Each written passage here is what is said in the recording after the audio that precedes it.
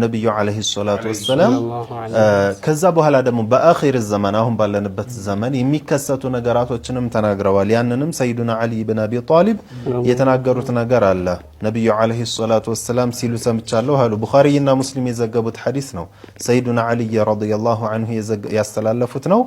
ነብዩ አለይሂ ሰላቱ ወሰለም ምናሉ ያእቲ ፊ አኺር ዘማን ቀውሙን በመጨረሻው ዘመን ሰዎች ይመጣሉ። ሑደሳኡል አስናኒ ሱፈሃኡል አህላሚ እድሜያቸው አነስ ያሉ ያኒ ወጣት የሆኑ ማለት ነው። ሱፈሃኡል አህላም ማስተንተን የማይችሉ አስተሳሰባቸው የወረደ የሆኑ ሰዎች ይመጣሉ። ሱፈሃ የሆኑ يقولون من خير قول البريه አሉ ነብዩ አለይሂ ሰላቱ ወሰለም የራሳቸው ንግግር ማለት ነው። የኔን ንግግር ይናገራሉ ላኪን يمرقون من الإسلام كما يمرق السهم من الرمية أهونم يتشن قال تدقمات كسلمنا يوطالو لك قست كدغان وطو ما يمتاون نجار الفوت እንደሚ ሄዳው እነዚህም ሰዎች ከስልምና ይወጣሉ አሉ። በጣም በፍጥነት ነው የሚወጡት ማለት ነው።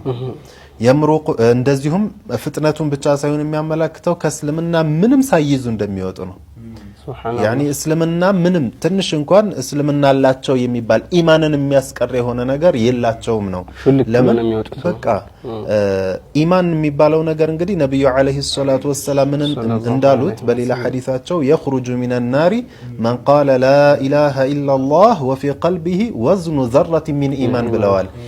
አስል الإيمان የኢማን መሰረቱን ያዘ ሰው ምንም ያክል ወንጀል ቢኖርበት መጨረሻ ላይ ከጀሃነም ወጥቶ ጀነት ይገባል ብለውናል። እነዚህ ሰዎች ለምንም የላቸውም ነው። በቃ ከእስልምና ምንም ነገር የላቸውም። አስል الإيمان እንኳን ይሄዳል ማለት ነው።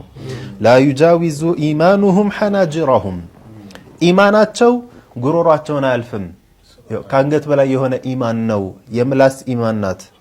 የቀልብ ኢማን የላቸውም። የሚያወሩት ቃል አላህ ብለው ቃል ረሱል ብለው የሚያወሩት ነገር በሙሉ የምላስ እንጂ የቀልብ አይደለም በማለት ተናግረዋልና ይህ ፊትና የሚባለው ቀደም እንዳልነው ሼኻችንም እንዳሉት መሰረቱ ከመሰረቱ ነብዩ አለይሂ ሰላቱ ወሰለም እንደነገሩን ቁርአንና ሐዲስን በትክክል ባለመረዳት እነሱ በሚፈልጉት ሐሳብ በመተርጎም ነው የሚመጣውና ማንኛውም ሰው ግዴታ አለበት ሐቁ የትኛው ነው የሚለውን ነገር ለይቶ የመከተል ግዴታ አለበት። ሐቅ ደግሞ አንድ ነው የሚሆነው።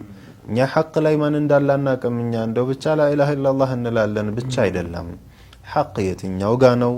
ሱሐባዎች የነበሩበት ታቢዒዎች የነበሩበት እኛ ድረስ የነበሩት አሁንም ያሉት ዑለማዎች የትኛውን መንገድ ነው የተከተሉት የሚለውን ነገር ማየት አለብን። እና ደግሞ ሐቅ አንድ ነው፣ አይቀያየርም። ትናንትም የነበረው ሐቅ ዛሬም ያለው ሐቅ ወደፊትም የሚኖረው ሐቅ አንድ ነው። የሚቀያየር ሐቅ የለምና ያንን አይተን መሄድ አለብን።